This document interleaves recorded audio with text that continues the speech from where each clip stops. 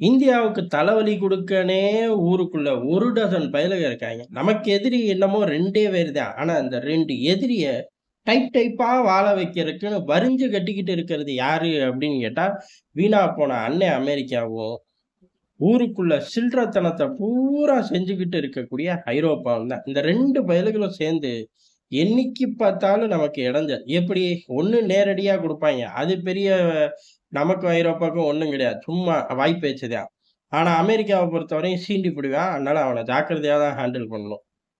ஆனா இந்த 2 பயலுகளும் சேர்ந்து சீனா, பாகிஸ்தான உயிரோட்டத்தோட வச்சுக்கக்கூடிய எல்லா வேலையும் பண்ணுவாய்ங்க. அப்படி பண்ணி பண்ணி தான் சீனாவால இப்ப நடுத்தெருவுல வந்து நிக்கிறாய்ங்க. ட்ரேட் வாரோட சூட்சமம் எங்க நிக்குது? சீனாவ ஒழிச்சு கட்டணும். அதுக்கு இன்டைரக்ட்டா அப்படியே டிக்கெட்ட சேர்க்க முடியாதா? அப்படின்னு கான்ட்ராக்டர் மாரி மாறிட்டாரு ட்ரம்ப். இவ்வளவு அசிங்கம் எதுக்கு? அந்த காலத்திலேயே சீனா வளர்க்காம இருந்தா பிரச்சனையே இல்ல. அத தனியா பார்ப்போம். இப்ப என்ன பண்றாய்ங்க அப்படிங்கிறது தான்.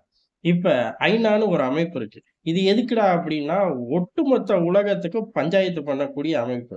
ஆலமரம் கிடையாது, சொம்பு கிடையாது, நாட்டாம கிடையாது.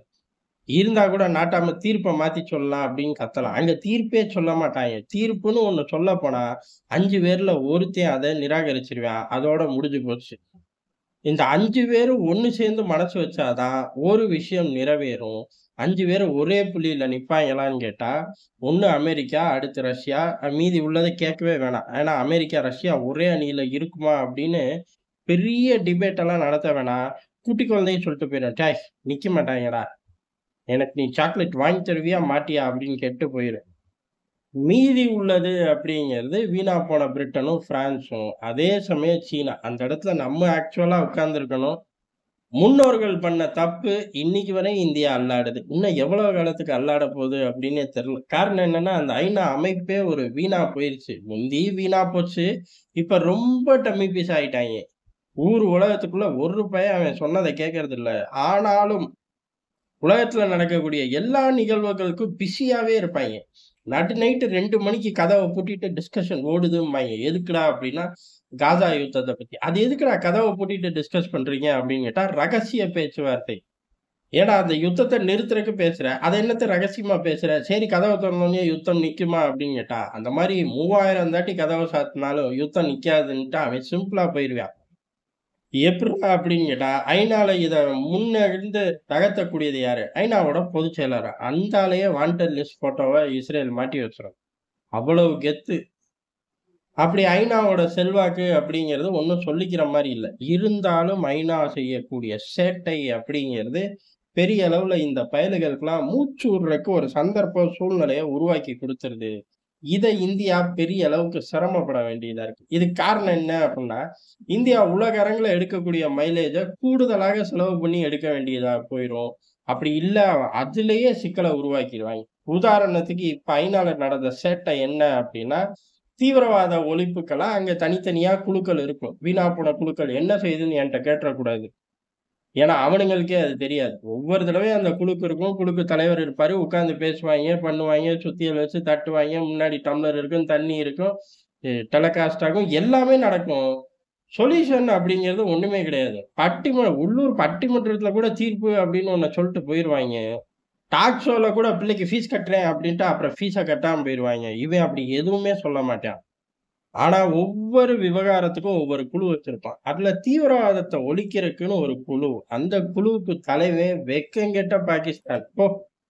அவன எதுக்குடா போட்ட? அவன் தான் ஹப்பே. ஒருவேள திருடன பிடிக்க திருடனே போலீஸா மாறிட்டான் அப்படின்னு எதுவும் சூப்பர்மேன் கதைய படிச்சுட்டு வந்திருப்பாங்களோ?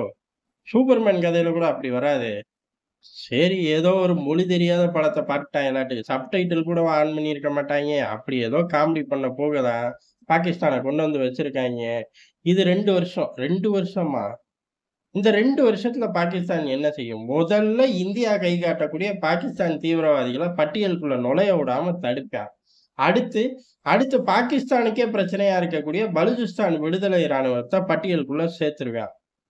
இத ரொம்ப சுலபமா பாகிஸ்தானால செய்ய முடியும். இத இந்தியா ரொம்ப போராடி தடுக்கணும். இப்ப தெளிவா புரிஞ்சிருக்கும், ஆட்டம் எங்க போது அப்படின்னு.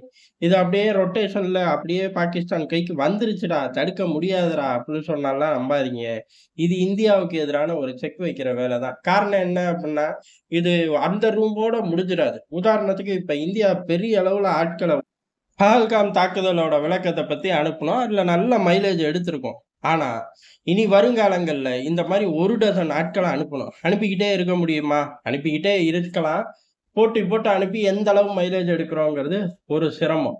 அடுத்த கட்டமா போகக்கூடிய ஆட்களையே தங்களுக்கு லாபி செய்யக்கூடிய ஆட்களா மாத்துறக்கும் விஷயங்கள் நடக்கும். போற தலைவர்கள், போற குழுல உள்ள அதிகாரிகள் விலை போவார்கள்ன்னு நம்ம இங்க சொல்ல வரல. இதற்கான வாய்ப்புகளையும், கதவுகளையும் அவனுங்க தொறந்து வச்சுட்டாய்ங்க. இப்ப நீ வரியா? வரலையான்னு நம்மகிட்ட பால குடுத்துட்டாய்ங்க. காரணம் இந்த பய கையில 2 வருஷம் இருக்க போது. ஆனா இத உடைக்கிறதுக்கு 1000 வழிகள் இருக்கு. அத அரசாங்கங்கள் ப்ளே பண்ணும். ப்ளே பண்ணும்போது நம்ம இங்க விரிவா பார்க்கலாம். ஆனாலும் பாகிஸ்தான வச்சு இன்னமும் மேலை நாடுகள் நமக்கு எப்படி தண்ணி காட்ட முயற்சிக்கிறாய்ங்க அப்படிங்கிறது தான் இதுலருந்து நம்ம புரிஞ்சுக்கணும். ஐநாங்கிறது முழுக்க முழுக்க எப்படி ஐஎம்எஃப் முழுக்க முழுக்க அமெரிக்காவோட ஸ்ட்ராட்டஜிக்க மெயின்டெயின் பண்றதுக்காக அந்த லொகேஷன்ல உள்ள நாடுகளுக்கு பிச்சை போடுறதுக்காகவே இருக்கக்கூடிய அமைப்பு. இன்னும் இன்டெப்த்தா போய் பார்த்தோம் அப்படின்னா, அந்த நாடுகள பிச்சை வாங்கக்கூடிய அளவுக்கு சூழ்நிலைகள உருவாக்குனது அந்த பயலா தான் இருப்பான். இப்ப இத பூரா மேட்ச் பண்ணி பாருங்க. ஆட்டோமேட்டிக்கா இந்த பயலுக்கு பதவி கிடைச்சதோட ஒரே நோக்கம் என்ன அப்படின்னா, உள்நாட்டு பிரச்சனைய இத வச்சும் நீ சமாளிக்கலாம். இத வச்சே நாங்க இந்தியாவுக்கு கூடுதலான அழுத்தத்த உருவாக்கப் போறோம். அவன் உடைக்கிறான், உடைக்கல அது அவன் சாமர்த்தியம். ஆனா என் வேலைய நான் செஞ்சுக்கிட்டே தான் இருப்பேன். அவன் வேலை என்னவாம்மா? அவன் வேலை இந்தியாவுக்கு எதிரா செக் வைக்கிறது. நமக்கு மட்டும் கிடையாது. உலகத்துல உள்ள எல்லா பயலுகள்ட்டயும் இந்த சேட்டைய காட்டுவாய்ங்க. இதுல பொழச்சு வர பயதான் பொருளாதாரம், உலக அரசியல் எல்லாத்துலயும் அந்த நாட டிஸ்டர்பே பண்ண முடியலப்பா! அப்படின்னு சொல்லக்கூடிய இடம் அப்படிங்கிறது கிடைக்கும். அந்த இடத்துல ஏற்கனவே இந்தியா இருக்கு. டிஸ்டர்ப் பண்ணவோ, தட்டி விடவோ அம்புட்டு வேலையும் பண்றாய்ங்க. திருப்பி சாட்டைய எடுத்து இந்தியா சுத்துமே ஒழிய, சரண்டரோ, இல்ல ஷேக்கோ வரதுக்கு வாய்ப்பே இல்லை அப்படிங்கிறது தான் எதார்த்தமான உண்ம.